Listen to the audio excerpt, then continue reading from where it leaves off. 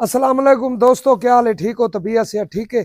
अच्छा दोस्तों, अगर थोड़ी बकरी गब्बण है, बिल्कुल तैयार है, बच्चा देवन दे करीब है, 10-15 दिन तक बच्चा दे देसी ते ओ सोच करदी पई है हवाने दुते अगर वो सोच करदी पई है, ठीक है, तो थाको एक देसी टोटका दिसे ना, बिल्कुल देसी सब्ज धनिया जेड़ा होंदा है वो तुसा खवाओ।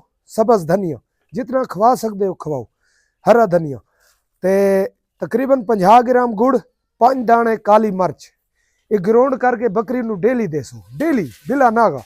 बकरी थोड़ी हवाने ही वड्डा करसी, ठीक है, हवाने ही वड्डा करसी, हवाने तो सोज भी ना हो सी। अगर खुदा ना खास्ता हवाने तो सोज हो गई है, बकरी थोड़ी सू गई है, हवाने तो सोज हो गई है, दूध कह नहीं सीधा टोटका है सोना जिया। तुसी सब्ज धनिया खवाओ, काली मिर्च, गुड़ तकरीबन 50 ग्राम का गुड़, 2 चम्मच सौंफ, 10 तो 15 दाने काली मिर्च, 3 दिन खवाने ने, 3 दिन। सब्ज धनिया जितना खवा सकते हो खवाओ, इंशाअल्लाह थोड़ी बकरी दूध भी उतार आसी, हवाने तो सोज भी खत्म हो वैसी, जरा हवाना पत्थर बना होया हो सी वो भी खत्म हो वैसी। अगर